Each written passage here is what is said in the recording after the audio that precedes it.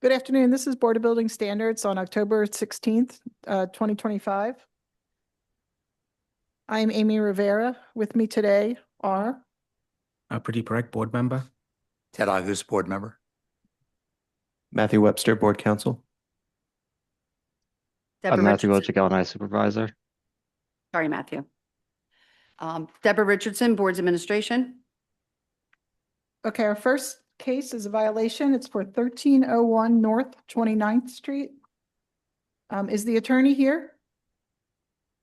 No, she won't be attending. So for, good afternoon, everybody. No.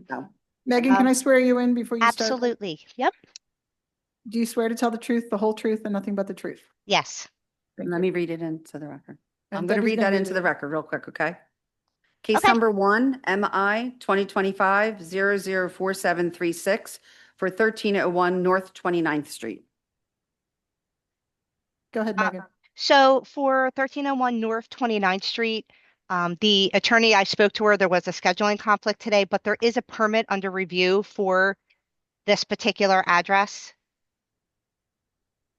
So I don't think that there would be any action on the part of the board. And I actually am here for that. I'm in that same attorney's office. Natalie Clish-Torney is the attorney on that case, but I also work with her. So I would just appear to confirm that that's my understanding. Okay, thank you. So the board may mark that as moot. Is there any objection to the board marking this matter as moot? No. Okay, our next case is 117 South 60th Street. Deb, did you want, oh, I'm sorry. That's the same attorney. I'm going to read the 2 and 3 into the record because I Okay. know you have some agreements, correct, Megan? Yes. Okay. So case number 2, MI 2025-005568 for 17 South 60th Street. And number 3 is MI 2025-005487 for 119 South 60th Street. And So Okay. there was a scheduling conflict again with the same attorney, but we did make an agreement for a permit to be under review in 30 days. She did send me an email, which I can forward if you need it, but she also did make me aware that the attorney that just spoke a few minutes ago was going to be here and that she would confirm that that agreement was true. Correct. Okay, can you, do you want her to put her name on the record? so Amanda Doherty has confirmed that they have an agreement that the permits will be under review within 30 days from today's date or whatever date 30 days from today. from today. Okay. Yes. All right, our next case is 2800 Frankfurt Avenue. Wayne Maynard is the appellant. I believe this is an ID case. Good afternoon. Okay, Wayne, I don't have to swear you in. Debbie, can you read this in? So this is case number 4 on today's schedule, MI 2024-007556 for 2800 Frankfurt Avenue. Wayne Maynard is in the hearing room. Okay, Megan, can you present the case? Yes, I just wanted to note for the record that the ID case for this one has been closed and there is a new unsafe case for this property. So the case that is before the board today for 2800 Frankfurt Avenue has been closed. All right, and we are not hearing the unsafe case. That has not been appealed. That one has not been appealed. Okay. All right. Mr. So- Maynard, did you have anything to present? No, I'm in agreement with what Megan said. Okay, so we will mark this as moot. Thank you. And may I be excused then? Yes, you may. Thank you. All right, our next case is 3453 Arbor Street. Leslie Jean is the applicant.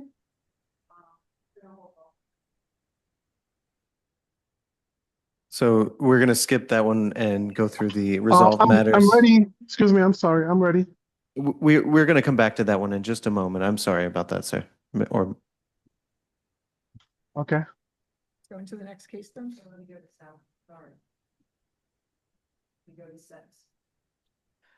All right, the next case is 1733 to 37 North Front Street. Amanda Doherty. Yes, ma'am. Okay, Debbie, can you read it into the record and then Megan will present? Case number 6, MI 2025-005625 for 1733 through 37 North Front Street. Amanda Doherty is in the hearing room. Okay, Megan?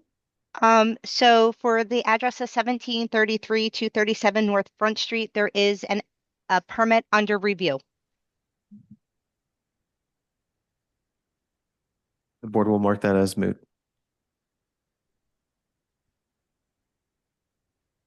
Okay, thank you. Thank you. board- Amanda, did you have anything to add? No, thank you, board members. Okay, thank you. And thank you, Megan.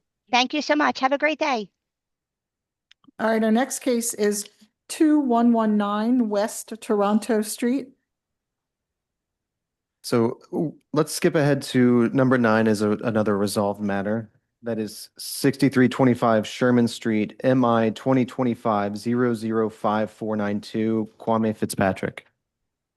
Yes, I'm Kenitra Fitzpatrick. It's owned by both of us. I'm the wife of him. Okay, can I swear you in, please? Yes, Do you swear to raise your right hand? Do you swear to tell the truth, the whole truth, and nothing but the truth? I do. Thank you. All right, Debbie, can you read it in? Oh, all right. Then Megan, can you? Yeah, so MI -2025-005492 for 6325 Sherman Street. Would like to note that there is a permit issued for this property. Okay, thank you. Unless there are any objections, the board will mark that as moot. Perfect. And that could be dismissed. Yes. Thank you. Have a Have a great good day. day. You as well. And now we'll resume the regular listings, starting with number 5. I'm sorry, I'm sorry, Matt, can I interrupt real Yes, quick? We have absolutely. one, number 8 for 1726 Alter Street. I have a question, if the board needs to rule on this. The application is for, they disagree with the violation, so is that a blur? We're aware of that, and it may well be, but we are going to hear that in order. So Okay. we'll start with 5, then 7, then 8. Okay, So we're going to 3453 Arbor Street. yes. Debbie, can you read it in? This is case number 5 on today's schedule, MI 2025-004284 for 3453 Arbor Street. All right, Leslie Jean, Yes. can I swear you in? Yes. You raise your right hand. Do you swear to tell the truth, the whole truth, and nothing but the truth? I do. Thank you. Megan? Good afternoon. So, Mr. Jean, we spoke on the phone, correct? Yes. Okay. All right. How are you today? I'm doing well. Yourself? I'm doing great. Thank you. Sorry, my files got out of order here, so just give me 1 second. All right, so this property on 3453 Arbor Street was marked as unsafe on December 1st of 2017, and a Board of Building Standards appeal was filed on 3/13 of 2025. It is for fire damage to the roof assembly and it for being vacant and open. Yes. So the department is looking for a permit to be under review in 30 days. Okay, that sounds good. Okay, we'll accept that. Thank you. We're going to vote. We're treating this as an agreement on the record, and the board may consider it moot. Oh, it's an agreement. The agreement is on the between record. PSU and, okay. Yeah, making an agreement now, basically. Okay, All right, do you have any questions? no Mr. questions Jean? at this time. Okay, thank you. Have a good day, Mr. Jean. Thank you, you too. Thank you. All right, our next Can case you is, excuse? yes, you may. Thank you so much. Have a good day. Our next case is 2119 West Toronto Street. Yes, Is- I'm here representing for Toronto Street, Alnica Lavello. Okay, can I swear you in? Yes, Can you raise your right hand? And do you swear to tell the truth, the whole truth, and nothing but the truth?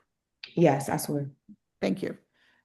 Matthew, can you read it in? Debbie's not here. MI 2025-003083, 2119 West Toronto Street, Alnica Lavello.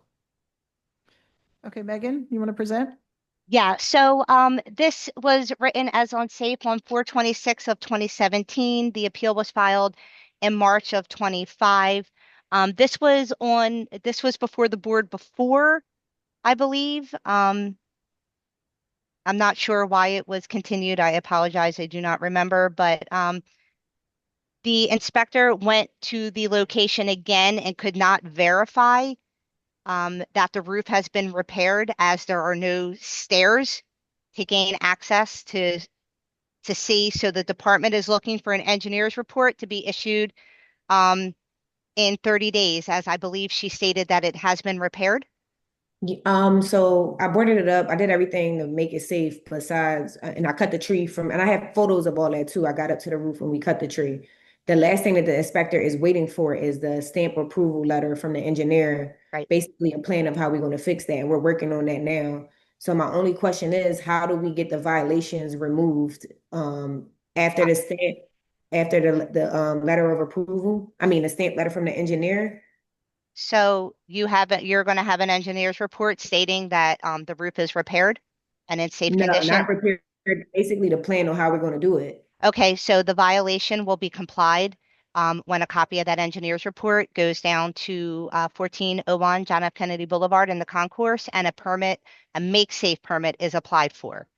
When that permit is applied for and it goes under review, once the permit is issued, then and the work is complete, the area inspector will close out that unsafe designation. So the violation will remain open until the work is done. The complete renovation Yes. of the building? Or No, you're only going to get a make safe permit on what is needed to make the property in safe condition. So the engineer is going to go to the property, he's going to assess it, and he's going to write a report on what is needed to make the property safe. When you get a copy of that report, you or whoever it is that you have that's going to come down to the MSB building and apply for the make safe permit. You're going to submit your application, the engineer's report, your plans, and they are going to review it. And when a permit is issued, you'll reach out to your area inspector before any work starts. Let him know he's going to give you the okay to start. And then he will do inspections as the work is being done. When the work is complete, he will then go and do a final inspection. He will close out the unsafe condition on the property as well as the permit, and then the unsafe designation will be removed. But so they stay open until the violations are complete. So do you have how long is it going to take your engineer to come down or to write the report? probably a few weeks. I'm in contact with him now, so I was just trying to understand of what I need to let him know. So you need the engineer's report and you need a make safe permit. Is it doable in 60 days? Meaning you only have to have submitted for the permit within 60 Yes. days, not do all the work required for the No. permit. Okay. Engineer report and the make safe. In 60, under review in 60 days. One moment, but so the submission to LNI to begin the process of reviewing your permit application, that submission will need to include the engineer's report and plans, either prepared by the engineer or an architect, that show the work that is needed to repair the roof. Okay. Okay. Thank When you. yeah, so the LNI's position is you need to have prepared that and submit it to LNI for their review within 60 days. Is that an acceptable time frame?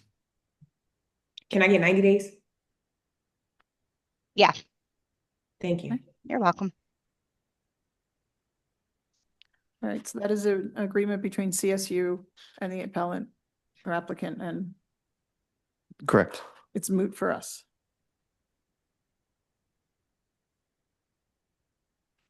All right, that's it, Ms. Lavella. Do you have any more questions? No, I can email you if I do though, right? You can email me, yeah, Yeah, as thank far you. as what questions about your, Yeah, just about the unsafe, yeah, I yeah. can, yes, you can reach out to me. I can, Do I have I your can, email? We've been emailing. I know me and Deborah have been emailing, but I'm not sure about you, Megan. I know we talked over the phone a few times. we did. I can give you my email. I can't help you with like, the submittal, but I can help you with, questions about the, like the unsafe condition and Yeah, statuses of your application. It's Megan, M as in Mary, E, G as in girl, A, N, dot, Flade, F as in Frank, L, A, D, E, at phila.gov. you got to rewind it back after the dot, after the Megan dot. Flade, F as in Frank, L, Yeah. Mhm. A, D as in David, E, Yeah. at phila.gov. Got you. Thank you so much. You're welcome. Okay, Have thank a you. good Thank one. you. All right, our next case is 1726 Alter Street. Bonita Gray is the applicant. Is Bonita here? Anyone here for Alter Street?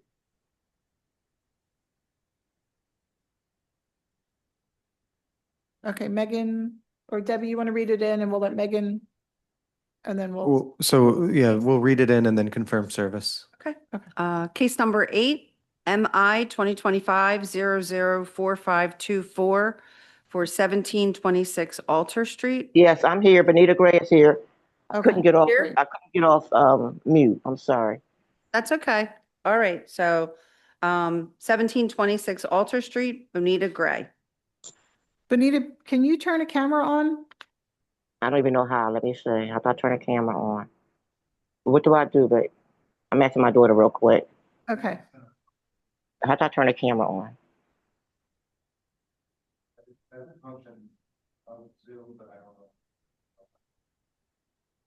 Let's start. Does it show me? I don't know. No, it doesn't show you yet. She just did start video. Yes, start video. I just sent you a prompt to start your video. And I did it again. Okay. She sent me a prompt. Where is it? I just hit I down the don't- bottom. I'm not sure where it goes. Maybe at the Okay, 1 bottom. minute. It says start video, and I hit that. Please allow Zoom workplace. Unable to access camera saying. Are you on a Okay. telephone? Are you Yeah, I'm on pho- a phone. I can't do it on my computer. My work computer won't allow me to do it.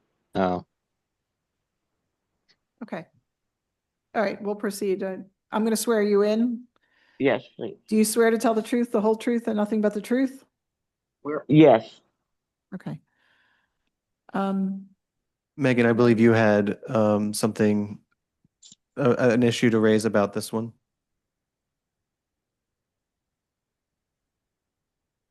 Well, in any case,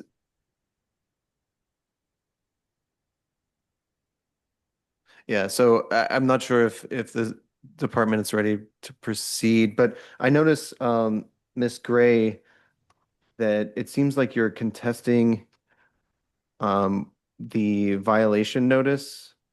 Right. So- They said, I apologize. Yes, sir. Yeah, go on. Yeah, they said that the building was unsafe. You know, the front had a buckle. I'm checking my building. I have a small buckle. Yes, it's not unsafe. It's not crumbling or falling or anything like that. It's a livable property. That was why I was disputing that it was an unsafe building. Is LNI able to present the photographs or record? May we have an executive session off the record? Sure. I could try to Hello, Ms. Gray. We just had one question, just to make Yes, sure we understand your appeal. You're taking the position that you believe the building is not unsafe. correct. I don't think it's unsafe. Correct. Okay. In I that case, understand what they want us to do. You know, I've been jumping through hoops trying to get everything done. I'm talking to contractors. They're telling me they can get it done like almost $20,000, which I don't have offhand, on hand. since But you are not, since you are contesting the unsafe designation, it's the board's position that it does not have jurisdiction over your appeal and it will be transferred to the Board of License and Inspection Review. You can get in contact with board administration to get a timeline on that, but it should be heard shortly since this is an unsafe designation. Is there any Okay. objection from the department on that? No. Okay. So what do I have to do? Reach back out to L&I? I'm not sure. You will receive a notice of your hearing date before a board of competent jurisdiction. So Okay. a different board will hear your appeal. Okay, I understand. Okay. Thank you, Ms. Gray. All right, thank you. Have a great day. Thank you. Okay, bye-bye. Okay, our last violation case is for 1419 South 20th Street. Is anyone here for that case? Yes, Michael Phillips. Hello, Mr. Sure. Phillips. I just received your email. I'm sorry. Yeah, I'm sorry I didn't send it yesterday. Or the copy yesterday. So number 10, MI 2025-005-624, 1419 South 20th Street. We've received a withdrawal for this because it has transferred ownership.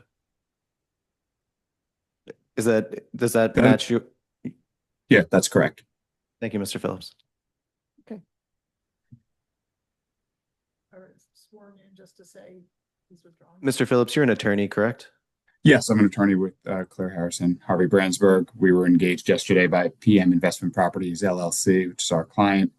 And we advised them that it would be most prudent for us to appear rather than nobody to show up and to advise.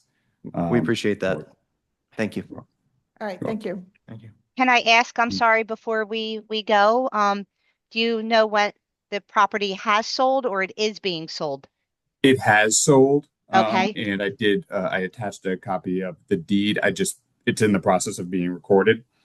So If possible, would you be able to send, I saw that a property cert was pulled, which I was going to ask, if it was sold or being sold.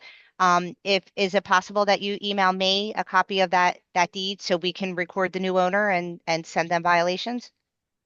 you mean when it's recorded?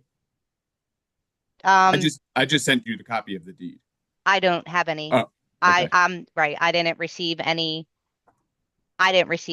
So, All right. I will right. absolutely send it. Oh, wait, are you Michael Phillips, 14? I apologize. It didn't ding in my ear, but I do see. Yep, I received it. Thank you. So we can make notes in the system and mail violations out to the new owner. I appreciate that. Thank you. Absolutely. You're welcome. All right, that concludes all of our violation cases. We don't have hearings again till 2 p.m. So we're going to go on a break. Everybody have a great day. Thanks, Megan. Thanks, Thank you. Stop recording.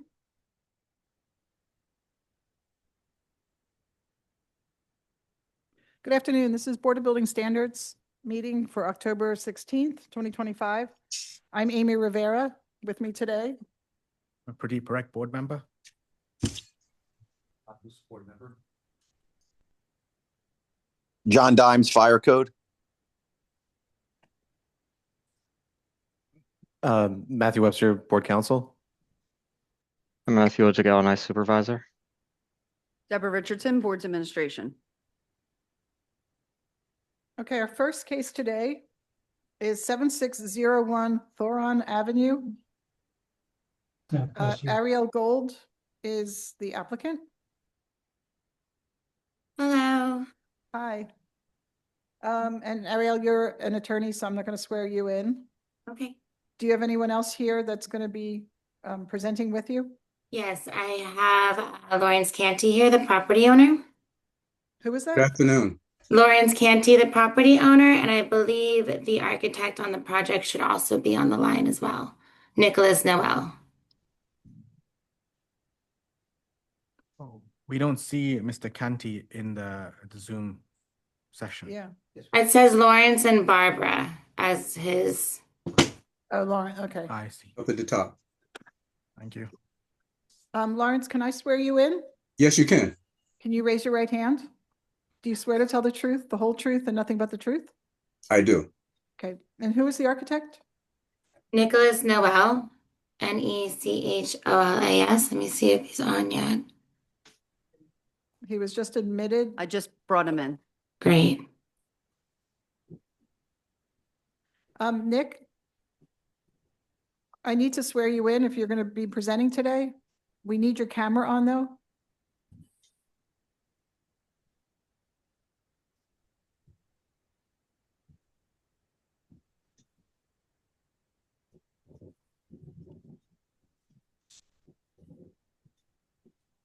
Okay, Nick, can I swear you in?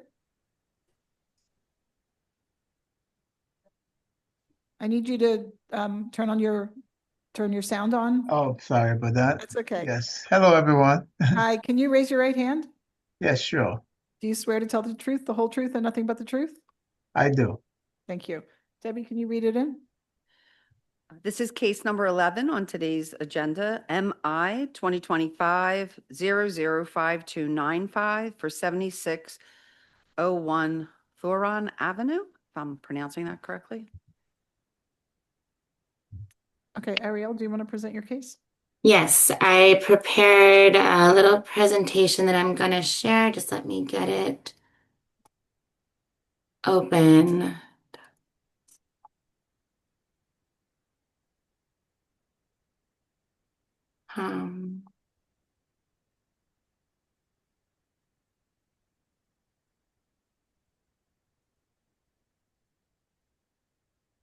Okay, can everyone see the presentation? It's working on it. Okay, Okay, we can. great. So yes, this is for 7601 Thoron Avenue. I have the table of contents here. So the property is a 4-unit property, and in February of this year, we got a 5th unit legalized. This is the zoning variance from that time. During the pandemic, one of Mr. Canty's family members needed some place to live, so he converted existing garage into a unit and now has been trying to legalize it.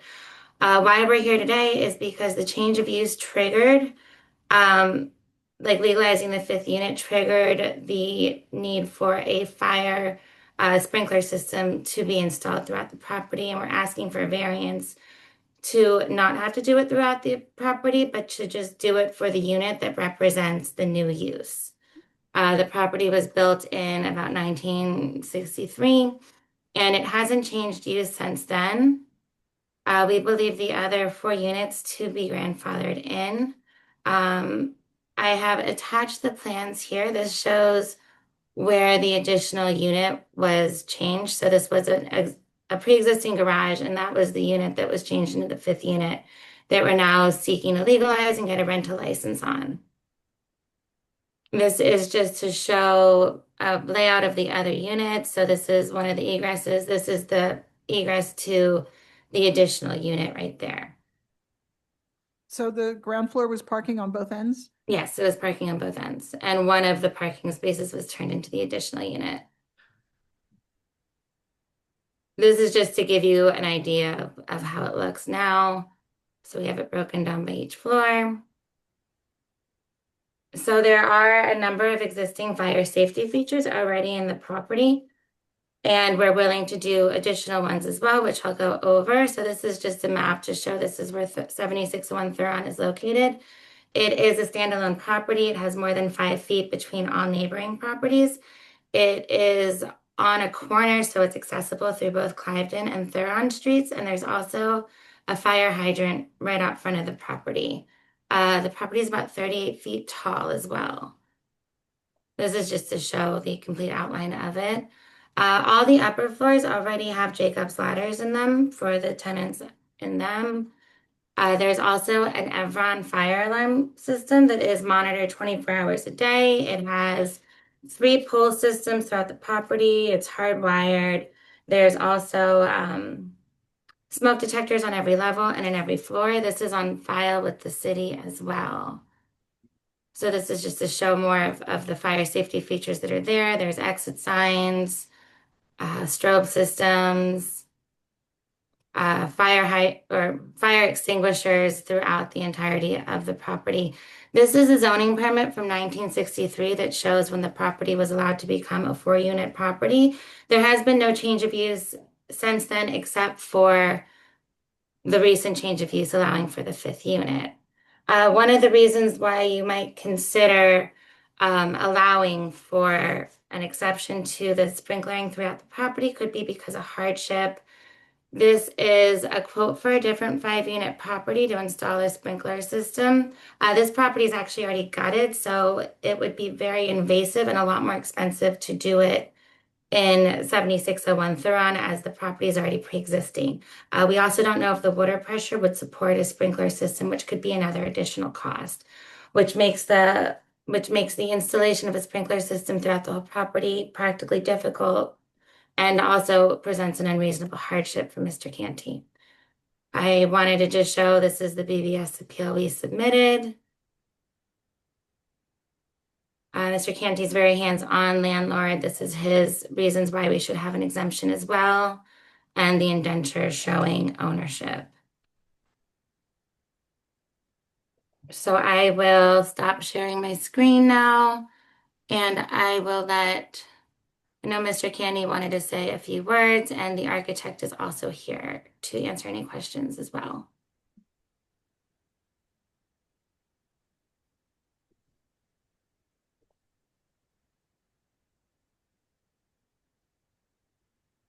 Whoever Mr. wants Ca- to speak first. Is Mr. Canty on? Yes, I'll speak first. Could you hear me? Yes. Yeah. I'd just like to thank the board for meeting this afternoon. I've been trying to have this property legalized. We know we should have pursued the permit at the time, but during that pandemic era, it was very difficult. And secondly, my sister-in-law, husband who's a veteran, he passed away from COVID, and she needed some place to go. So I looked at the property. We upgraded the garage and made it into a wonderful unit for her to live in. She currently lives in the unit for the last 5 years. I'd like to just once again thank you and hope that you can reach your agreement that allow us to move forward in receiving our certificate of occupancy. Thank you. When the renovations were made, were any permits pulled? Plumbing? I mean, you had to have done some plumbing. That's correct. Was a plumbing permit pulled? No, the plumbing permit was not pulled. Yeah, All right, so Mr. Noel? yeah, so a plumbing permit, just to answer that question, a plumbing permit would not have been able to be pulled only because you have to have a general permit in place, which Mr. Canty just testified that he was not able to do that because of the situation with COVID and so on and so forth that was going on at the time. However, what I would like to add to Ms. Ariel's and Mr. Canty's testimony is just the construction of the building. So the building is a type 3 building classification, which means that it has non-combustible materials on the exterior. So all the exterior walls are non-combustible. The interior are combustible materials, approved combustible materials. And so that is the basic construction of the building. There are exits accessible from the second floor all the way down to the ground floor. And one exit, of course, as Ms. Ariel testified, on the right side of the building. All exits go directly to the street, okay, to the public right of way. Okay, so in that respect, I believe we meet that safety threshold there for the per the code. And this is that's basically my contribution to this testimony. A couple questions for Matt Wojcik from LNI. Number one, for this to have been compliant, would the sprinklers have needed to be installed at the space that was modified or throughout the building? As currently drawn, it would need to be the entire building, but it could be reduced to just the area that's being converted. If the area being converted was protected with 2-hour rated partitions between it and the rest of the building. So if it was 2 hours on the ceiling and then the wall between it and the egress there, at that point, that would split it from the rest of the group R to fire area above it.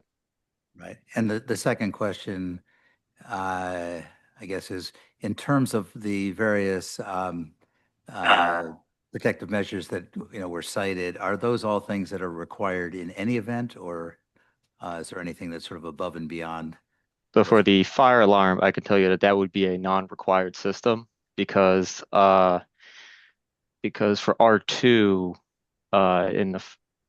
let me go find this. It's so it would have to be more than 3 stories in height or more than 16 dwelling units, and this is exactly 3 stories and less than 16 dwelling units. Let me find the other requirements. Let's see here. Come on. Sorry, this thing has taken a while. And just one comment while you're looking at that is, I mean, one concern in that permits were not pulled when the work was done. I mean, beyond the plumbing, presumably there was no electrical permit pulled, and no mechanical either. Yeah, and I mean, just from a life safety standpoint, just knowing or not knowing that was done in a code compliant way, in terms of really the risk for other people in the building, not just this one unit, is a concern. Yeah. Would it be acceptable to the board if we were to provide as-built for the building? Would they be showing anything different than what's being presented? But what's been presented is basically was for zoning and also for the existing unit. So yes, they would have to show additional information. What level of separation exists between the unit in question and the rest of the building? Yeah, so the unit in question right now, okay, I believe has a 1-hour rating, but can be upgraded to the 2-hour rating that's required by IBC. So at a minimum, all we'll have to do is upgrade those drawings to make sure that is done. Okay, and so the project team would be willing to construct, if necessary, a 2-hour rated separation around the entire unit in question? Yeah, so Mr. Canty? The answer to that question is yes. Okay. I would leave this to LNI. I believe that would then make the refusal a moot point. Yes, it would. Because then the new R2 fire area would be isolated to just the new dwelling unit, and then only that dwelling unit would need to be sprinklered. Is the project team okay? But it would need to be sprinklered. that Yes, unit, it would. and Yeah. which would require a tap to do, again, a relatively small area, presumably a 2-inch tap or. That's up to the sprinkler contractor. Yeah, contractor will take care of it. But the project's team's request currently is that you only wish to sprinkler the unit in question. Yes. That's correct. Oh, you are, okay, sorry. I missed that. So do you want to withdraw this appeal and resubmit that way? So you don't need a variance? Okay. Yes, I think that would be the right way to go with this. I mean, Matthew Wojcik expressed that it would not require a variance to encapsulate it in a 2-hour rated system and then provide the sprinkler system in that one apartment. Okay, Yes. Okay. great. Thank you. Thank you for your time. Thank you so much. Thank you very much. Our next case is 1742 West Erie Avenue. Tommy Tran is the applicant.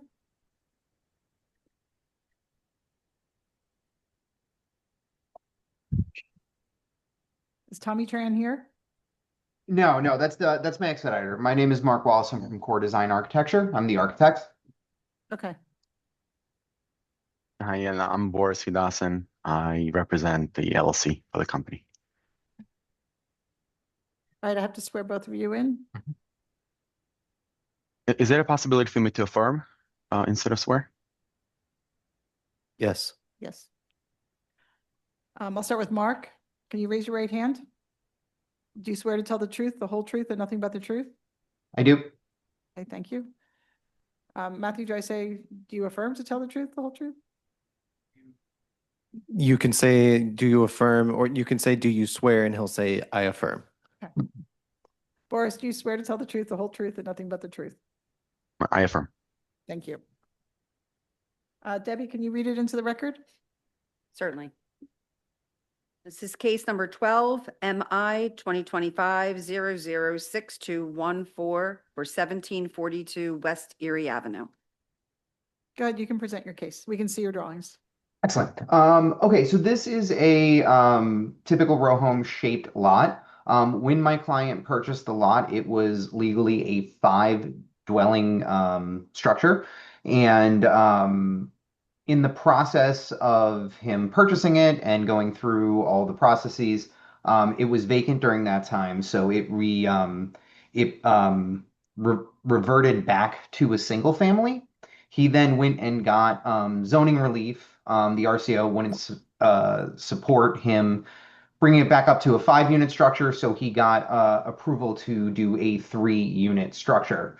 As we went through and did the construction documents for this, we had existing rated corridors that were rated 1 hour. The floor was rated 1 hour, and it was our intention to reuse them. Had this not reverted back to a single family use, if it maintained its multifamily use throughout the entire process, this would have been as of right through the building code to reuse these spaces as they are.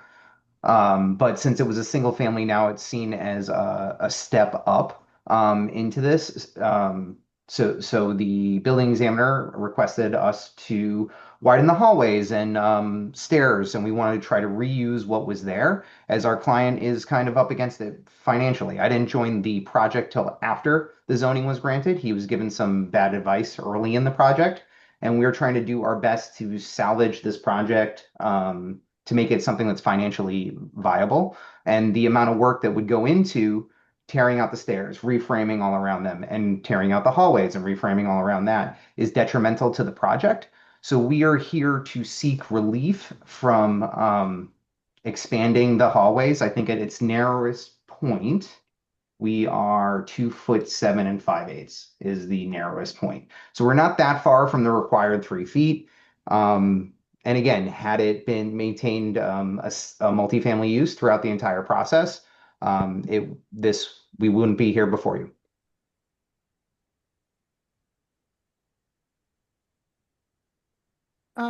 John Dimes, do you have any comments?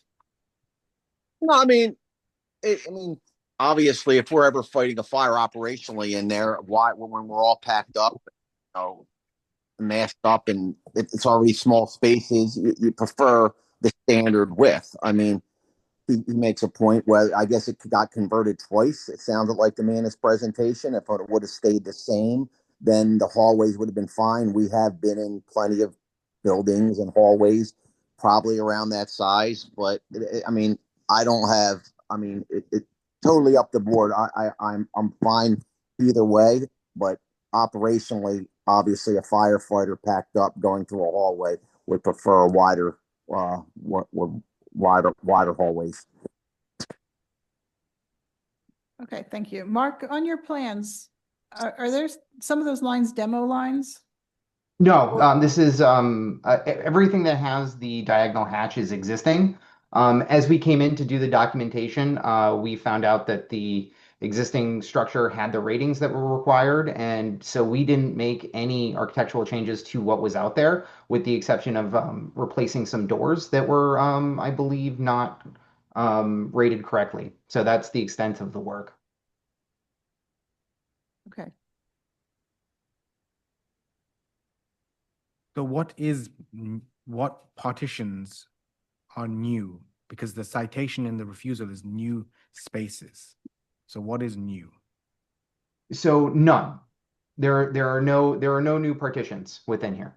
And in our documentations, this is what we're calling out for all the partitions. We're calling out what are the existing. I'm sorry, go ahead. I apologize. What is being legalized?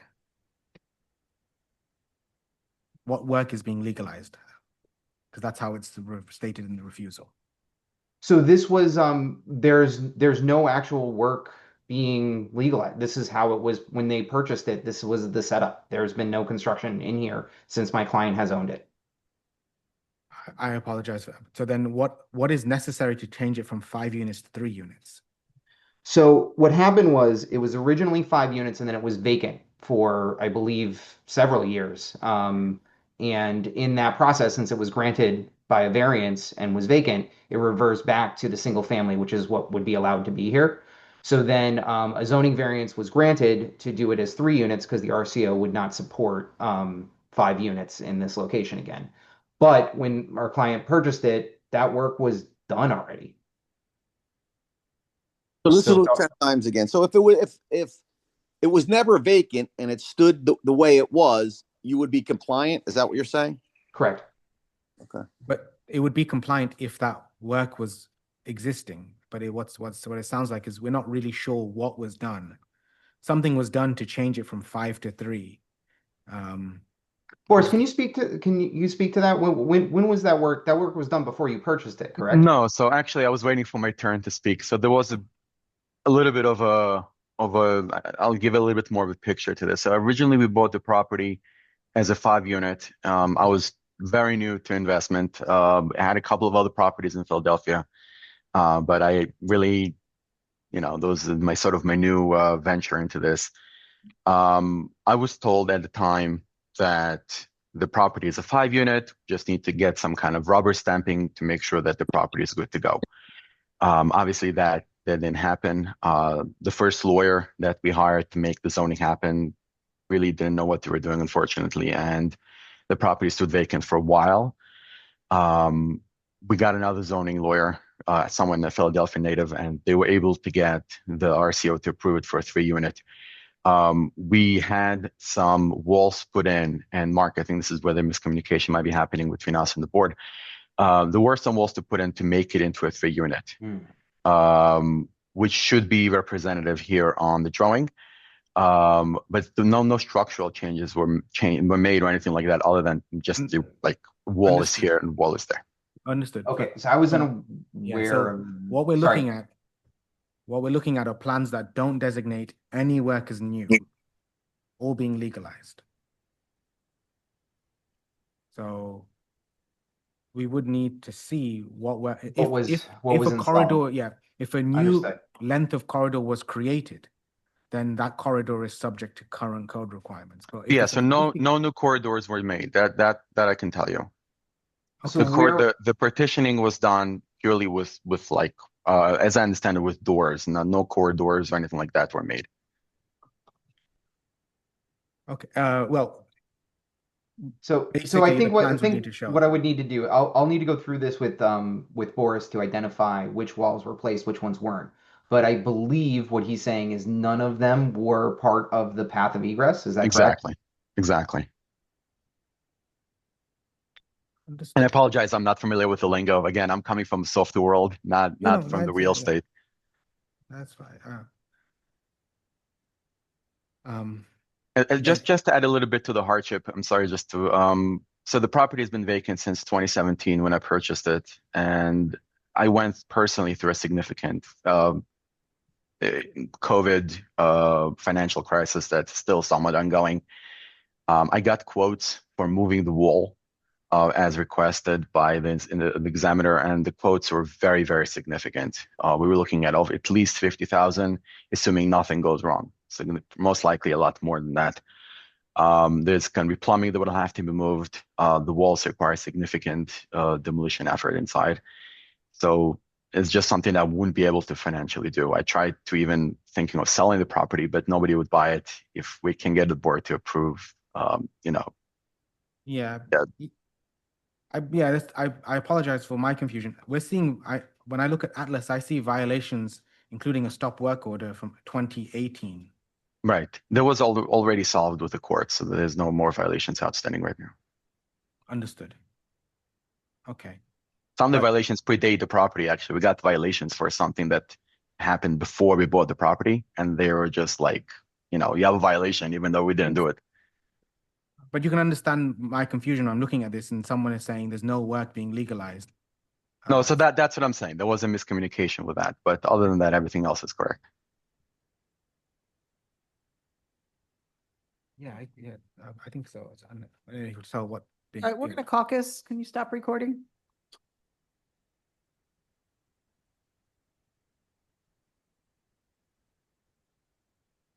All right, we are comfortable with the dimensions of the hallways and stairways.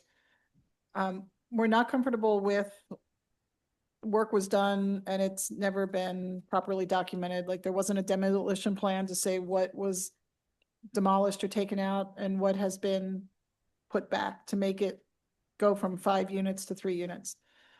So we'd like all that documented as part of a permit, and obviously electrical and plumbing would also. Yeah, be- we'll follow separately. Yes, they'll need that for their CO. We wanted to get past this phase first before we let them loose.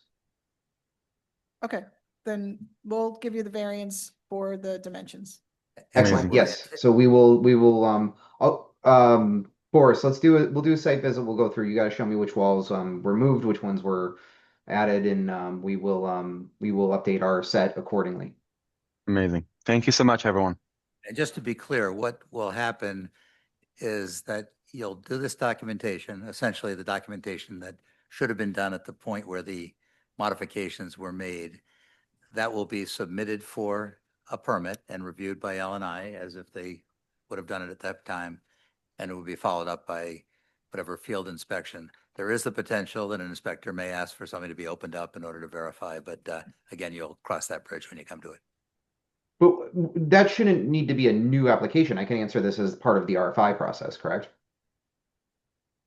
Yes, it would be. Okay, yeah. yes. So this risk refusal documents approval by the board of the dimensional criteria of the corridors and landings, supported by plans that show those elements aren't being touched, but also show all the work that needs to be legalized. Excellent. We will get right on that. It'll be a couple weeks, but we'll get that back into the examiner and we'll move forward. Thank you. Thank you. Thank you so much for your time today. Thank you. Okay, our next case is for 1709 Christian Street. Harry Cook is the applicant. Is Harry here? Oh, okay, go ahead, read it then. Case number 13, MI 2025-004707 for 1709 Christian Street was continued by Mr. Harry Cook due to a medical appointment. Okay, thank you. All right, our next case then is 1628 Cecil B. Moore Avenue. Danilo Vincenzio. Yes, good afternoon. Good afternoon. Can you raise your right hand? Do you swear to tell the truth, the whole truth, and nothing but the truth? I do. Okay, this is Board of Building Standards case MI 2025-006-475 for 1638 Cecil B. Moore Avenue. Go ahead, would you like to present your case? Do you have anyone else with you?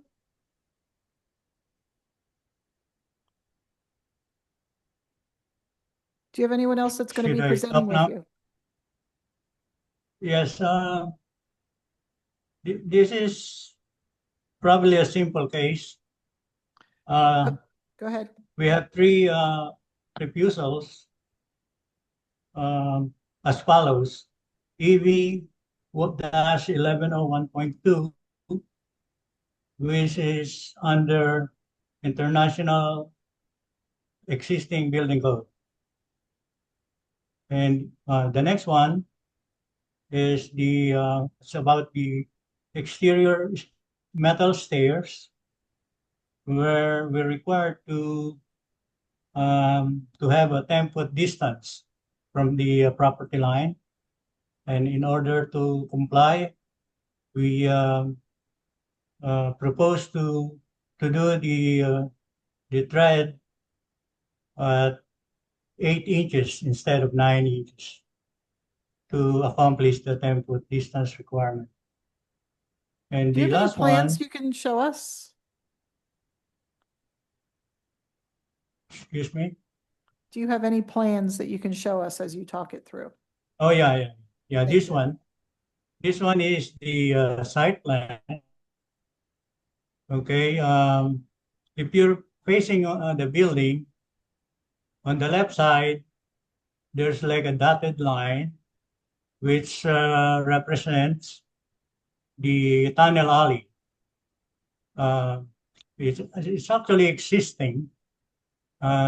You can use that if you're starting from the rear yard, and you use that to go to the public right of way, which is Cecil B. Moore Avenue. The property is landlocked. There's no alley in the back. We have no choice. We could have used the alley if there's one, but there isn't. And instead of applying a variance to eliminate the metal stairs, the exterior metal stairs, we still propose to have it because I think it's safer to have it rather than not having it. Although the code requires that you cannot re-enter the building to exit. But my explanation to that is the main entry to the building is on the right side, okay, and the tunnel alley discharges to Cecil B. Moore on the left side. I think it helps as far as life and safety is concerned. So we want to keep the stairs instead of not having it. I think that's basically what we are appealing here, because it is really impractical to comply with the second exit requirement. The property is landlocked. There's no at the rear end of the property. That's A all. couple questions. The passage from the backyard, well, what's the width of that? So you're coming back under the I building? believe it's 3 feet, 3 feet? but I Yes. think my site plan didn't and, show yeah, it. What we typically ask for in that situation is that it be, rated the separation between it and the first floor of the building, as well as this the ceiling, between that and the Yes. floor above. Do you know what the construction is? Yes. Everything is, the exterior walls are rated 1 hour. And all the floor and ceiling assemblies are rated 1 hour, and the building is entirely sprinklered and FPA 13R. So that means we can go with 1 hour assemblies because this is like commercial, not residential. I mean, Matt, would that We have 1 hour apply residential to the space. exterior?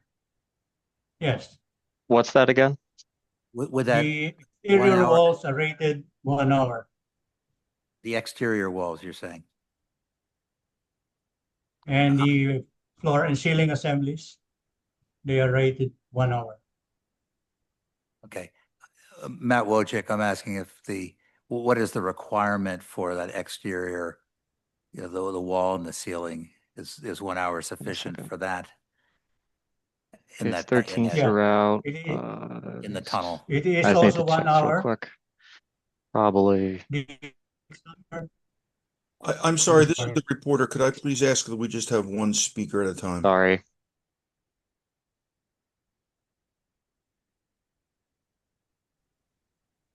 If you're talking about the rear end wall or the wall at the end of the building, our examiner required us to do 1 hour rated assembly, and we are complying with that.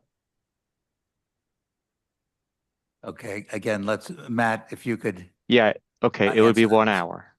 Okay, great. This takes Second- time for me to load these pages. That's right. Second question. Is the exterior stair, is that a new stair that's being created in the back? Yes, sir.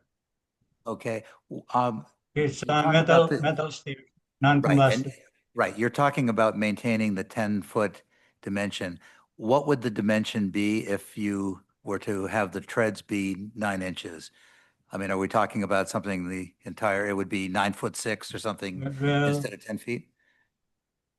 we're gonna need about another 10 inches to comply, and that would not comply with the 10-foot distance from the property line.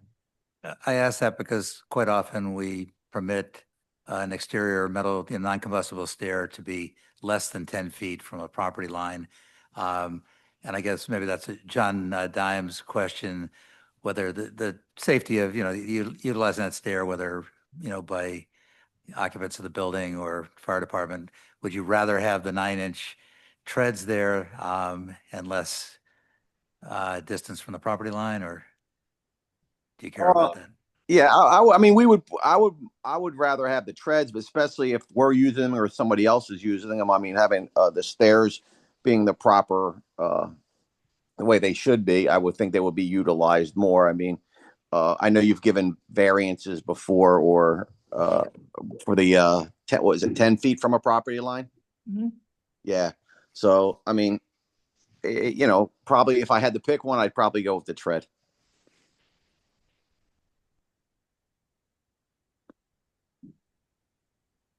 So you're saying you're okay with the 8-inch tread? I Or thought you- you said it was. you prefer the I thought it 9-inch was nine- tread? I thought it was 9 inches. No, it's 8.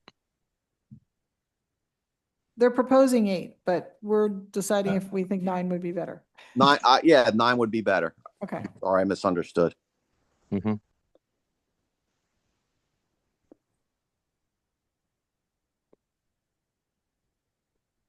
So this whole building is not new. Some of it was existing? Yes, Okay. they're adding the 4th story. It looks like the whole front facade is new. And the second exit is required because of the addition. Yes. So, Mr. Vincencio, what additional protections are being provided to support the second exit? Well, the second exit is, the exterior stairs in the back. I propose to have a wall which is 1 hour rated. And we proposed that the exterior stairs be attached to it. Because again, we cannot meet the 10-foot requirement. That's the property line, and we have to have a rated assembly there, a wall assembly, to protect the stairs and the adjacent property. So that's a 4-story stair at the rear, and you're proposing a 4-story wing wall? The wall that's outlined in red in the I plan you're beg your showing? pardon? We have a door on the 4th floor to access the second exit. And I believe we have egress windows for the rest of the stories, from 3rd to ground floor.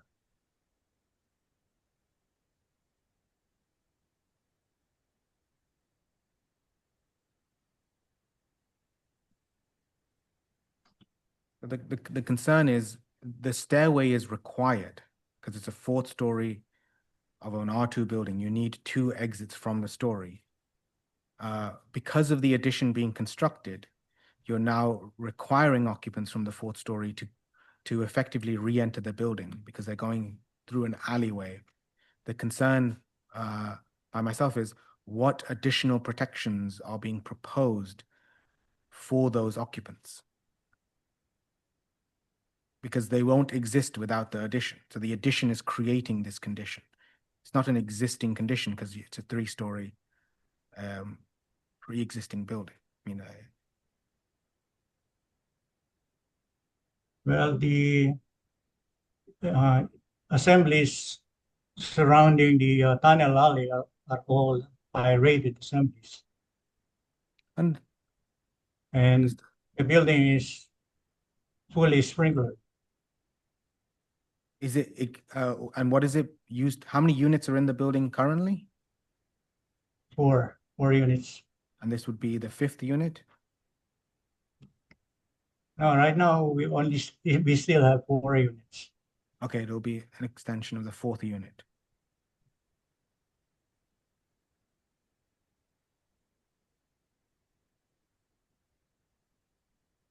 Yeah, I'm not sure. Yeah. All right, we're going to caucus. Stop recording. As far as the interior stairs and extending them up with non-compliant treads and risers, we're okay with you matching the existing. We think if a person is coming down those stairs, they'll be used to that tread and riser depth.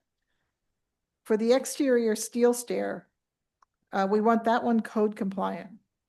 And we'll give you a variance for it to be within 10 feet of a property line. Every window in the back of that building that stair passes has to have a sprinkler head in front of it to make that stairway safe when they exit. Yeah. Stair or landing. Right, stair or landing.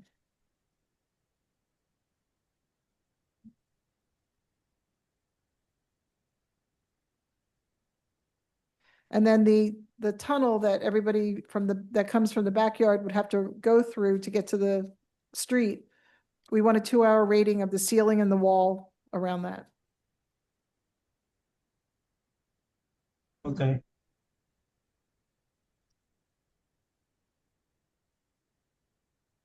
Can I just show my screen for a second? Sure. Just to clarify what exactly is like existing and proposed. Come on, come on. Okay, so can you see my screen? Yes.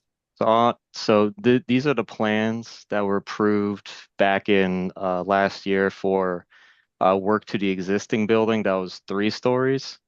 Okay. So there was no stair at the back because it wasn't needed for a 3-story single exit building. And so that rear like exterior stair is new. I Right. believe that was the contention here, right? Mm-hmm. Okay, like entirely new. Okay. So this is a street view photo from July 18th of this year. The work is done. It looks like, just so you know. Right, but is the back stair done? I don't know. I looked at the street view also, but I had Yeah, seen that the back it's stair was not completed. Mr. Vincenzo, can you answer that?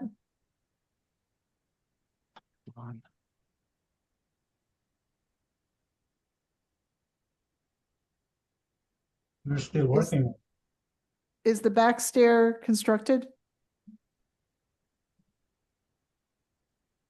You see?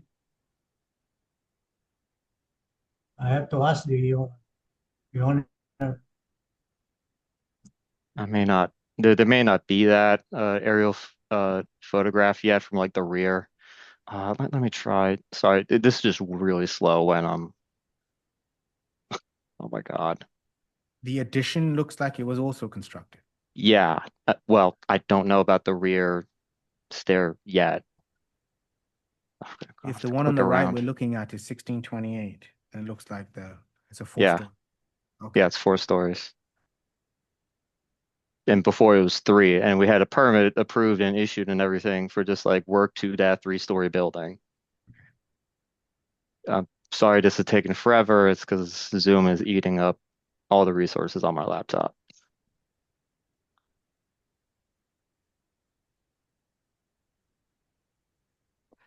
So Trying to get a are we perspective. saying that there's not a building permit and there's a fourth story built at this point? Yes. That's what LNI is saying. There's only a permit issued for renovations to the 3-story building that currently, well, exists in the sense that, okay, sorry, I'm just trying to get a decent angle on this. There doesn't seem to be a violation in Atlas where this image is coming from. No, there was one issued in April of this year, but it looks like the inspector, I don't know if that 4-story was on at the time. You can see a stair here. I can't quite tell if that's 1628. It looks like it is. Yeah. Okay. Because like these permits were like the one for the renovations was issued in like December 2024, and this one was submitted let's see here, March 14th. So Well, if the exterior stair has been built with 8-inch treads, we're not going to make you rip it out and replace it with a new one with 9-inch treads. But I thought Well- you said it hadn't been built yet. Yeah, so the refusal is not to legalize work, it is to construct Build it. work. Yes. So we're hearing a case on the grounds of a refusal that no longer reflects what's actually being constructed. And the applicant has not answered the question, are those stairs built? You know, I was sick for almost 3 months. I haven't seen the project for a while. He was sick for 3 months. He hasn't seen the Lord. project. Come on, man. Amy, to your question about that wing wall, I think it's the adjacent building comes out further. It's just not clear on the drawing. Ah, man. All right, well, I think we've stated our opinion with our provisos. Yep. It will be up to the applicant to show to LNI that the design and whatever was constructed meets the requirements of the provisos. And if not, then it's no longer meeting the. I will schedule a site visit and maybe take photographs. Whatever LNI requires to confirm that the design meets the conditions of the proviso will be up to LNI. Okay. Matthew Wojcik, you showed us pictures of plans for the 3-story building. Do you have a submission for a 4th story yet? Oh yeah, that's what this. That's what the application that we're Okay, hearing alright. is about. That's Okay. for like 4-story addition. onto the Okay. existing three-story structure. And then the one issued in 2024 is for partial demo of rear three-story existing structure, erection of three-story rear structure with basement, blah, blah, blah. So So there's no permit on file. There's only a permit applied for a fourth story, yet a fourth story has been constructed. I would like to add, yes, that appears to be the case. so I would like to add an additional proviso, considering what LNI is showing us, is that the alleyway has to be open to the free movement of air. It cannot be enclosed by doors other than a gate for security to ensure that if there is smoke in that area while people are egressing, it can ventilate naturally. So no construction obstructing the free movement of air At the front or the rear? at the front, correct. So currently, that's what the plans for the fourth-story like addition show. Shows a gate, correct. Yeah, it shows. Well, there's this bit right here that doesn't have anything at the front or rear, but right now, what's there, it looks like is this little gate here, and nothing at the rear. Okay, but on Google, there is a It glass had a door. door. Yeah, I saw that. So that would have to be swapped out. Yeah. Matt, is it safe to assume that no inspections have been taking place for this construction that's been going on? Yeah, Since the permit is still being, processed?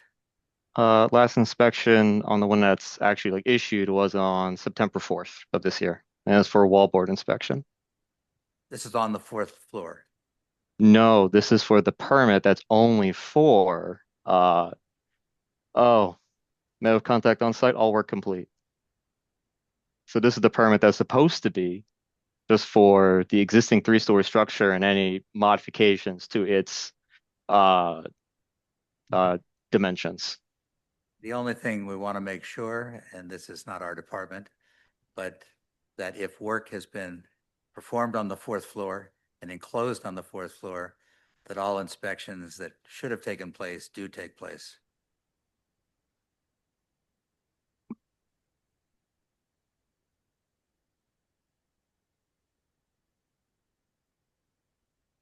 Okay, I want to stop sharing.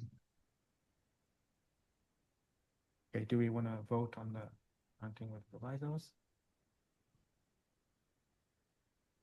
Yeah, I'm in favor of granting a variance with all the provisos we've listed. I agree. I agree as well.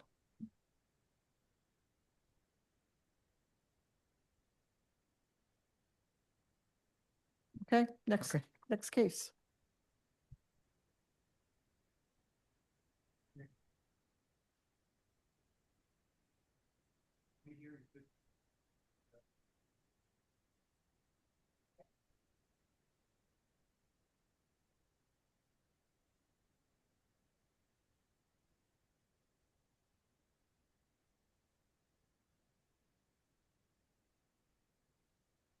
Yes, Mr. Vincencio, yeah, we've granted with the provisos. Okay. We'll comply whatever proviso you implement. Thank you.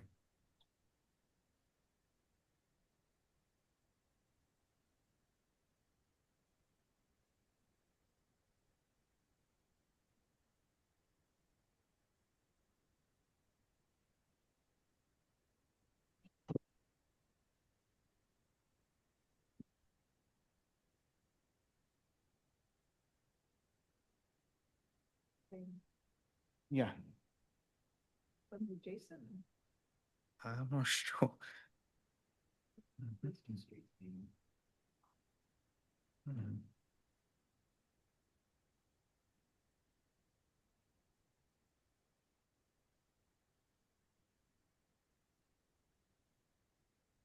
Are we good? Yes. Mr. Yes. Vincenzo, yeah. Yeah, you're dismissed. They leave. Thank you.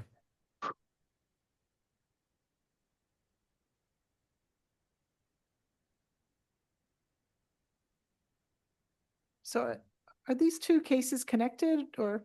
Yes. Okay, so we'll read them in together. Go ahead. Yep. Mhm.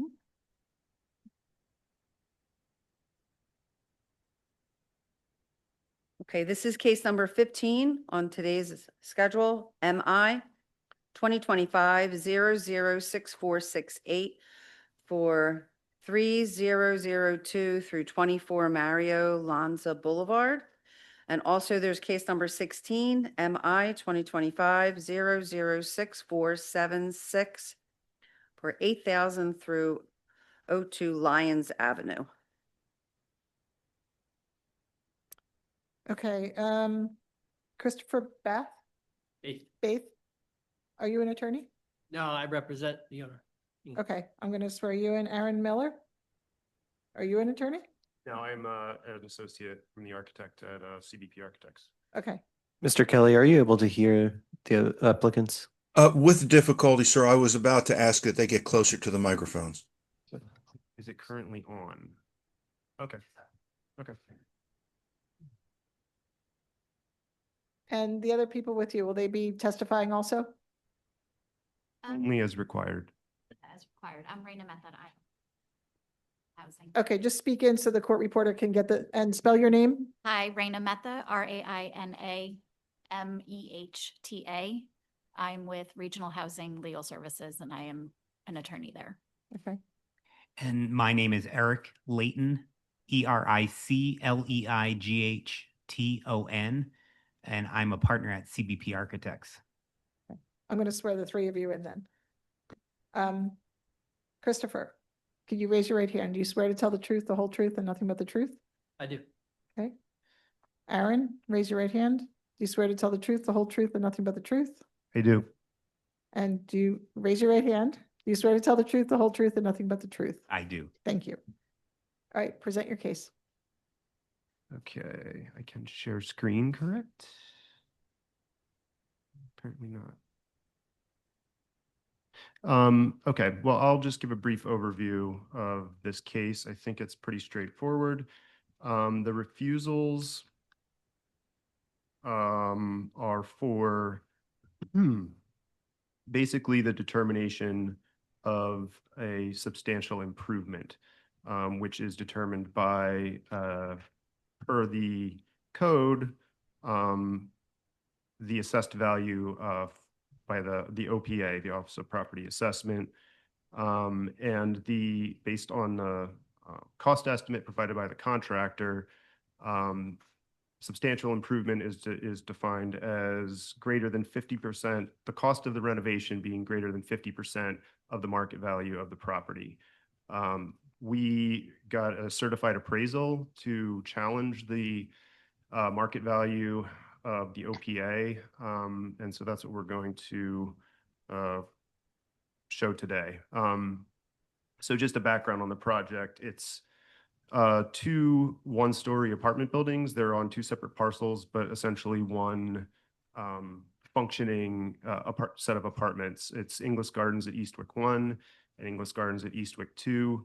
Our project is a renovation, level 1 alteration of these 43 units, and that consists primarily of finishes, appliances, some plumbing fixtures, HVAC equipment, and new windows. And a little background, these two buildings, at the time they were constructed, they were in compliance with the design flood elevation, which was at the time 12 inches above the base flood elevation. So this was in the 1998 for Eastwick 1 and 2002 for Eastwick 2. Subsequent to that, I think in 2012, the design flood elevation increased to 18 inches above the base flood elevation. As noted in the refusal, which I mentioned before, if the cost of construction exceeds 50% of the market value of the structure, then the renovation is considered a substantial improvement and must comply with section B1612 of the Philadelphia Building Code, which now requires the floor elevation to be 18 inches above the base flood elevation per current requirements. For building permit applications, the applicant must use the OPA's existing building value to determine if the improvement is a substantial improvement. And so based on the OPA's value for both Inglis at Eastwick 1 and Inglis at Eastwick 2,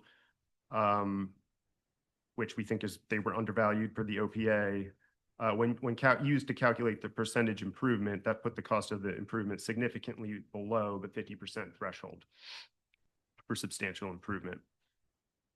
Therefore, we provided the certified appraisal to challenge the OPA's assessed value. And per the certified appraisal, which we have, and the detailed cost estimate, neither Inglis Gardens at Eastwick 1 nor Inglis Gardens at Eastwick 2 constitute a substantial improvement.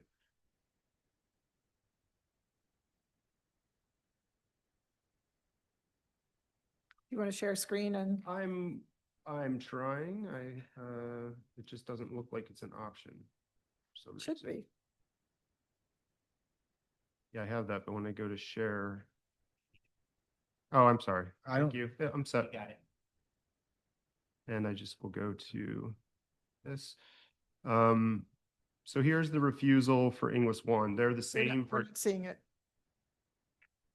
Oh, wait, maybe I'm not. I'm sorry, I'm on Alice.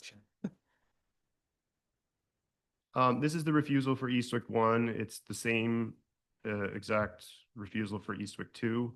Eastwick 1 is Mary Alonzo Boulevard? Yes. Okay. And here you can see that per the OPA, the market value of the structure they had at 1.7 million. And the estimated cost of work is 2,840,523. If I switch to the appraisal, you can see here that the appraised value, and this is of the structure, so it's excluding the land, for Inglis at Eastwick 1 is 5,725,000. Pardon me.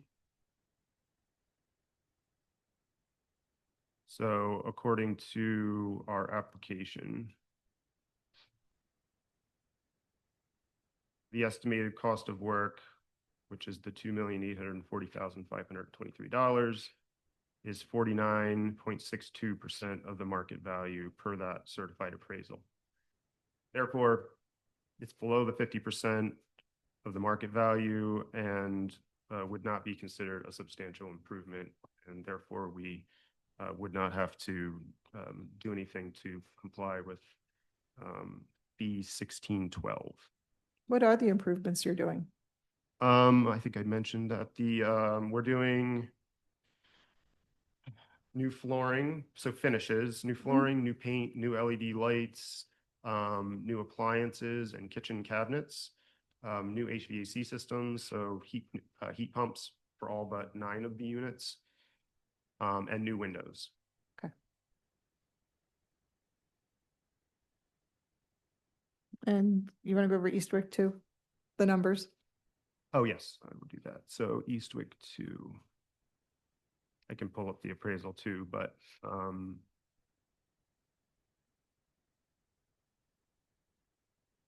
did we have?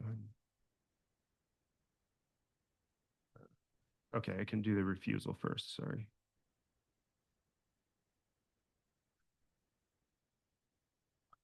Does the work include equipment replacement, water heaters, HVAC equipment, or other? Yes, water heaters, I missed that, but water heaters and HVAC equipment.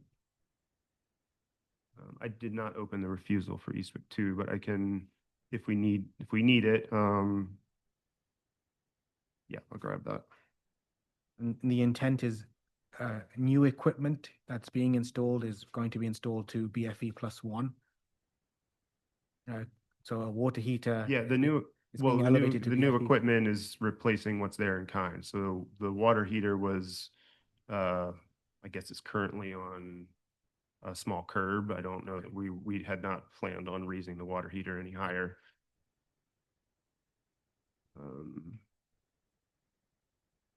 Okay, here's the refusal for Eastwick 2. So once again, the OPA's value was quite low. Here it's noted as $895,300. And for the certified appraisal, we have that at 5 million, which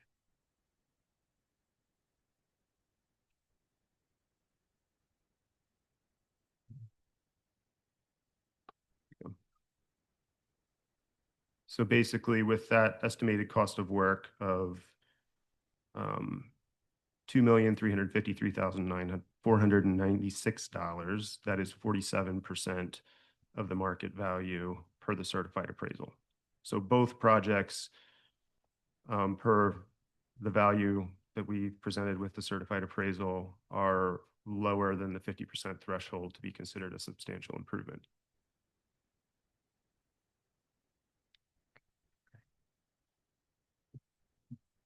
Matthew, are we in a position to determine whether an appraisal is accurate or? I'm actually researching that right now. If you'd like me to look into that, I can have a better answer for you soon. Okay. Just a quick history of how we got to this point. The flood protection form for existing buildings, which I have up here now,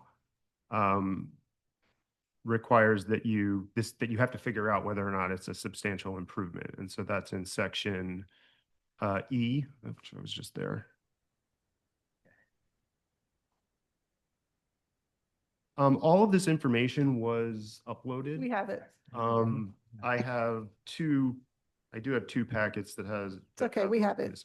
Okay. So in E, you can see number 4 is where you have to list the existing building value, which is the taxable improvement value plus the exempt improvement value per the property.phila.gov. And then you can see there in item number 7, to challenge the OPA value in E4, provide a certified appraisal. And then we have to go before the Board of Building Standards to pursue a variance, which is why we're here today. I'd like to swear Jeffrey Tannen and allow him to comment. Jeffrey, I can't see you, but do you swear to tell the truth, the whole truth, and nothing but the truth? I do. Thank you. Do you have comments? I'll say this, the city has recognized the community of Eastwick in our city has experienced repeated flood loss, and they're working on active solutions to try to help deal with the community's flood risk issues. That said, there is a pattern of repeated loss in this area. Not to say I can't comment specifically on this property, but we've been able to document stories from the community members here. And I haven't had a lot of time to look at the appraisal itself. I was trying to browse through as best I could with the time I had when this was sent to me. I think in the appraisal report, there is something that's being documented about how they reached that appraisal value. I think it's on page 47. I think you guys can turn to page 47 if you can for the valuation analysis. I think my question there is just there's notes about building improvements as being used for that valuation analysis. These are not improvements that you're proposing now. These are past improvements.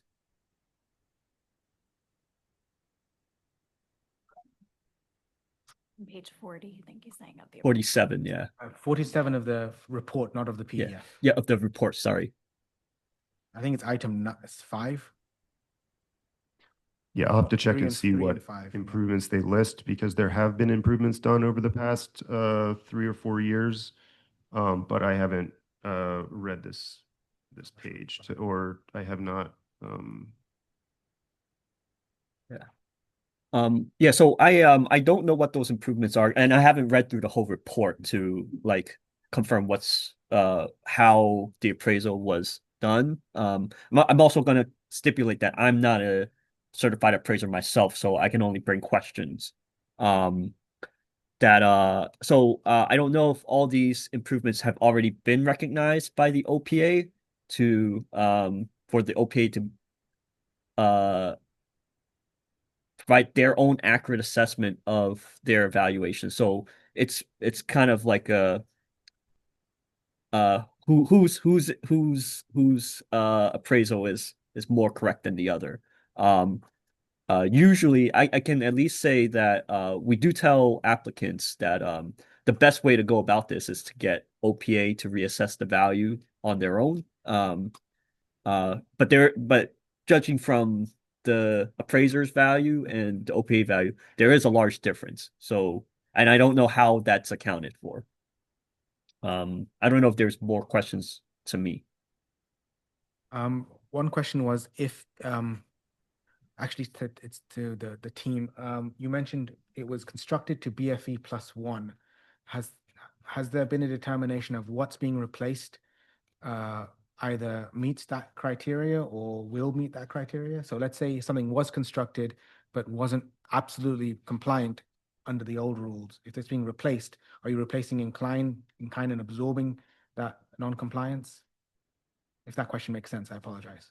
To a certain extent, the along with this FPEX form, we did have a civil engineer do an elevation survey of the site to see if it was in fact compliant Right. with the base flood elevation plus 1 foot, and it is. Okay. And was that extended to building systems that are being replaced? So water heater is an example, but other elements in the building? If I could, please, I think I understand your question and can answer it very clearly. The buildings were built in the years that Aaron cited to the design flood elevation, which at the time was 12 inches above the floodplain. Okay. The floodplain has not been increased. The design elevation has been Understood. increased by 6 inches. Everything that we're going to go into the buildings and replace, whether it be the finish, such as the floor, the cabinets, the water heaters, the mechanical units, we will not lower them below where they already exist. We will also not be raising them. We have no plan to raise them beyond where they already exist. And if I could please, as I was listening to Mr. Tan, I was reading the parenthetically numbered elements on page 47 of that valuation analysis. But I think what the key here is at the initial paragraph, which says cost approach valuation, the last sentence says, in the cost approach, market value of the subject reflects the cost to reproduce or replace the improvements as of the date of value. So less any accrued depreciation plus the value of the site and depreciated site improvements. So I think relative to whether or not this valuation includes what we are planning to incorporate into the building through this renovation, I think the answer is no. Because this reads to me as a valuation of the buildings as they exist at the date that this valuation was performed.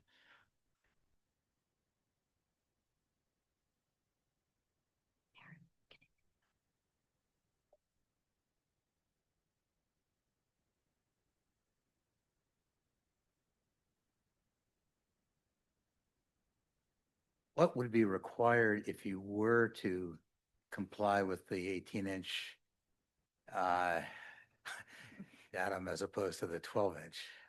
I mean, is that even feasible? It is not. We would have to raise the building 6 inches because they're residential units. You can't wet flood-proof them. You don't have 12-foot ceilings that you can. They are both one-story buildings, and they have 0 threshold entries because of their program.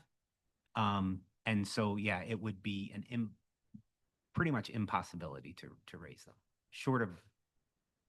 Can I add to that? And I don't know if it was mentioned, I'm not sure if you're aware, but Inglis is a nonprofit. They serve low-income people with disabilities. And so, I think that's a lot of the reason why there's low thresholds for accessibility.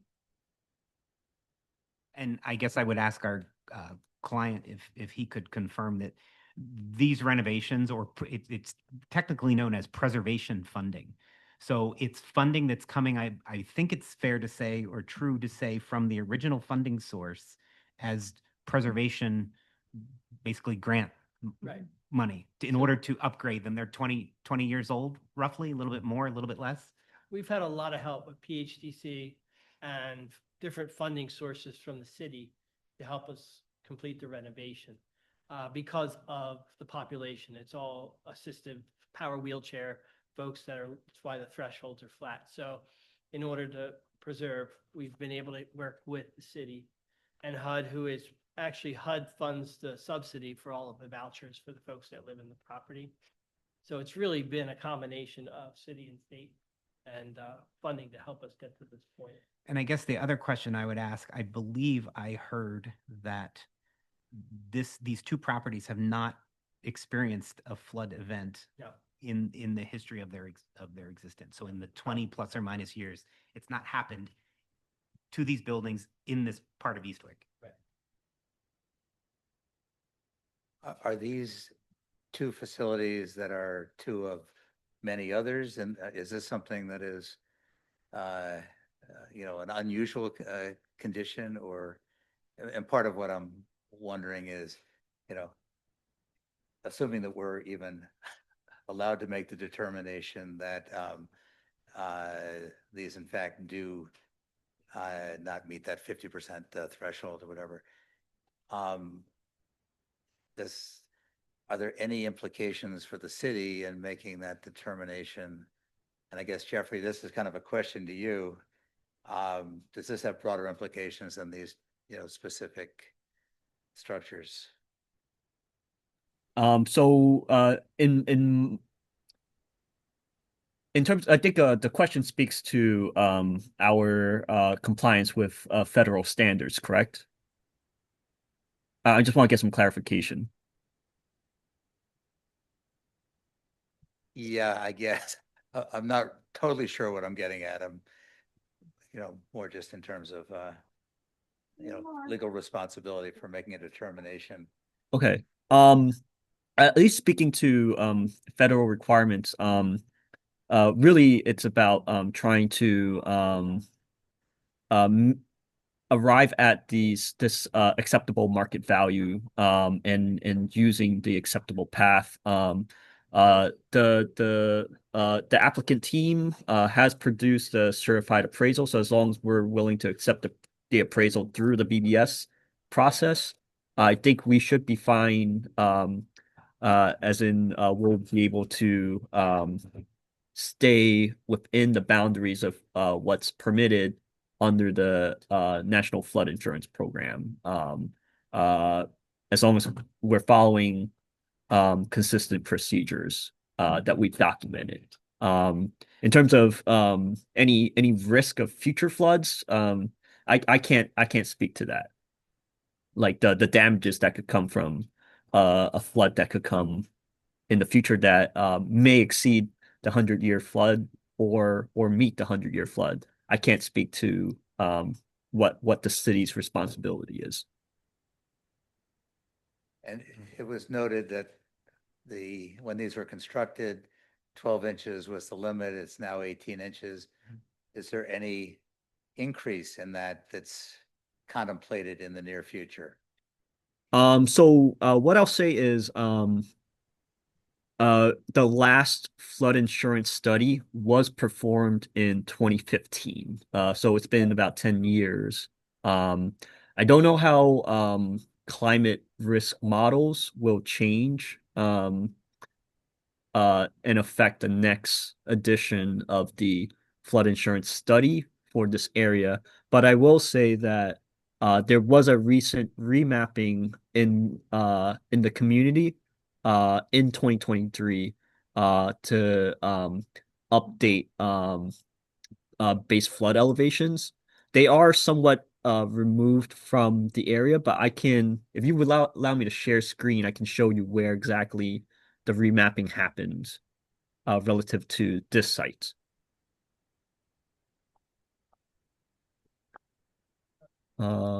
We did provide the fermet within that which shows the base flood elevation for this area in the that flood protection existing buildings form.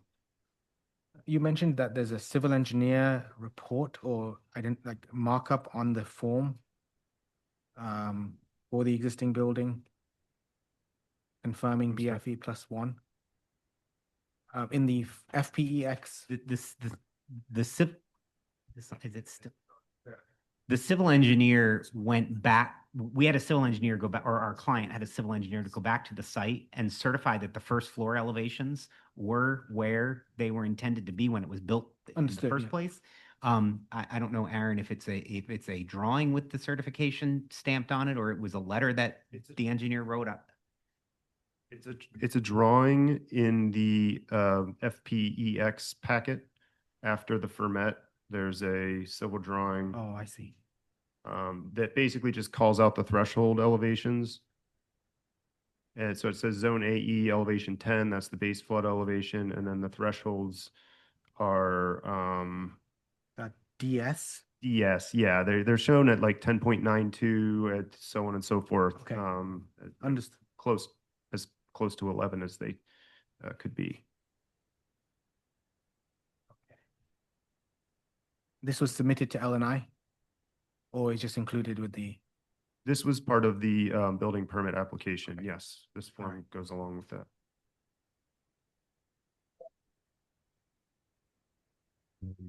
that. Just to follow up, is the board interested in looking at the ferment? If not, I don't have to share my screen. I don't. I don't think we need to.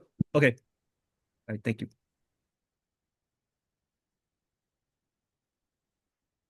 Can you briefly describe the kind of ground floor improvements that are being installed in terms of materials? And I'm just wondering, and it's highly unlikely that we're not going to have a significant flood event that could impact these and other structures. How, and without getting into the details of what you guys have done, just how is that being sort of addressed? We're replacing the flooring with LVT. Otherwise, it's paint on the walls, new plastic laminate cabinets, appliances. All the LED lighting is ceiling mounted. The air handling units are actually above the closet in the bedroom, so they're already elevated about 5 feet. The condensing units are all on the roof, and then the water heaters are in a closet adjacent to the bedroom, basically at floor level or slightly raised on blocks. Yep. So it's just to add to what Aaron has described, it's not, these buildings are not being expanded. We're not adding square footage to them. They are small dwelling units, but they've served their purpose well for this population over the past few decades. But we're not doing anything to increase the footprint of the building or any really substantial construction. If there were to be a flood event, it really boils down to the finishes. No, and look, especially with the population you serve, we really, want these to be successful and all that, and their limited funds and to dealing with all that. It's just at the end of the day, I don't have an issue myself. But. Okay, I'm in agreement. May I ask a couple of questions? What analysis was used in the appraisal? Was it a sales approach? Look like it's a cost approach.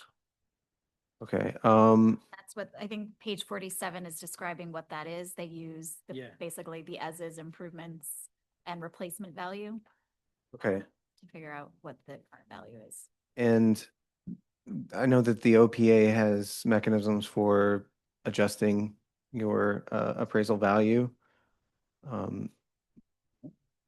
I don't know what your tax liability is on this property, but would you be open possibly to going through channels in the OPA to get the assessed value changed? We're not for profit, so we're not subject to tax on the property. I'm sorry, this is the court reporter. I'm not hearing that response. Oh, okay. So both buildings are under a nonprofit, so the tax liability is not necessarily the issue. But really, the challenge is the timing of the project.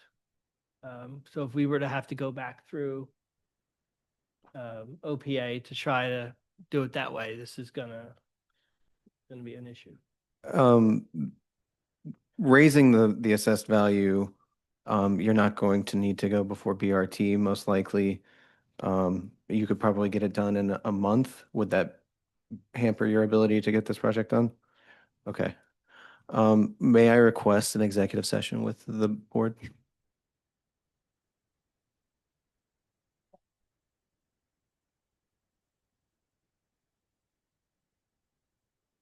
We're going to grant your variance based on the appraisals you provided. Thank Does you. everyone agree? Are you in agreement? I agree. I agree. Much appreciated. Thank you Thank all. you. Thank you so much. And that applies to both cases. Yes, for both. The Mary Alonzo Boulevard and the Lyons Avenue addresses. Thank you so much. Thank you. No. Thank you. Stop recording.